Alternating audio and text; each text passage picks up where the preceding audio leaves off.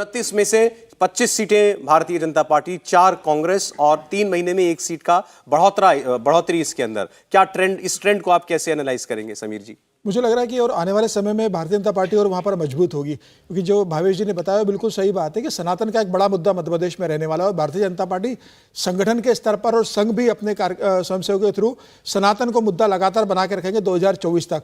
तो सनातन वहाँ बड़ा मुद्दा होने वाला है। मुझे लग रहा है कि 2018 में प्रदर्शन रहा था भारतीय जनता पार्टी के, 28 सीटें ले गई थी और 1 सीटें कांग्रेस को मिली थी।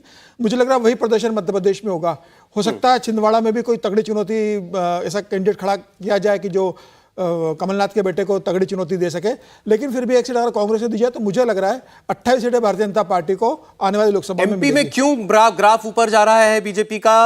इस पर भावेश ने 3 बड़ी वजह बताई हैं। प्रधानमंत्री का एक्टिव कैंपेन वहां पर शुरू हो गया है, इसके अलावा सनातन का मुद्दा आपने बताया, और तीसरा आपने ये कहा कि बीजेपी ने गैलेक्सीज ऑफ लीडर्स, आपने जो लीडर्स एमपी और केंद्रीय मंत्री जो उतारे हैं, हाँ, यही सारे फैक्टर तो विधानसभा के चुनाव में भी हैं। विधानसभा, तो फिर विधानसभा मतलब फिर वही भावेश जी से पूछना पड़ता है मुझे कि विधानसभा को लेके देखिए हमारे देश में एक पैटर्न चला, विधानसभा और लोकसभा को लेके अलग तरह की वोटिंग होती आ रही है।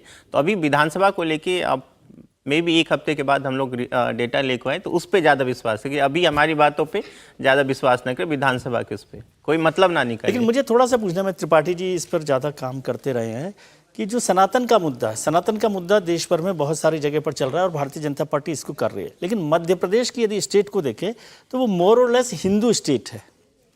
वो इस तरह से नहीं है डिवाइडेड कि हिंदू मुस्लिम एक बड़ी सोसाइटी के तौर पर 8% मुस्लिम वोट, हाँ 7.5% है। तो क्या वहां पर पोलराइज कर सकती है बीजेपी पॉलिटिकली, आपको लगता है? नहीं, मुझे लगता है कि वहां ध्रुवीकरण का मुद्दा नहीं है, लेकिन सनातन वहां सबसे महत्वपूर्ण मुद्दा क्यों है उसका बहुत सीधा सा प्रमाण, जिसको कहते हैं प्रत्यक्षम किम प्रमाणम, कमलनाथ जी बयान देते हैं। जिस देश में 82% हिंदू, वो हिंदू राष्ट्र हुआ कि नहीं, अलग से बनाने की क्या जरूरत?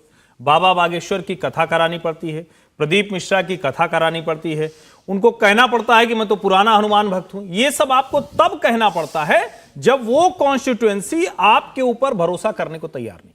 और यहां निश्चित तौर पर वहां कोई हिंदू मुस्लिम पोलराइजेशन नहीं है, ये नहीं कि कोई किसी से डर कर कुछ करेगा, लेकिन चूंकि भरोसा वहां पैदा करना है। और भारतीय जनता पार्टी, आप वहां देखें, चाहे आप एकात्म धाम हो, चाहे नर्मदा की यात्रा हो, चाहे कमलनाथ जी और भूपेश बघेल, दोनों इस मामले में तो भारतीय जनता पार्टी से भी आगे दिखाई देते हैं।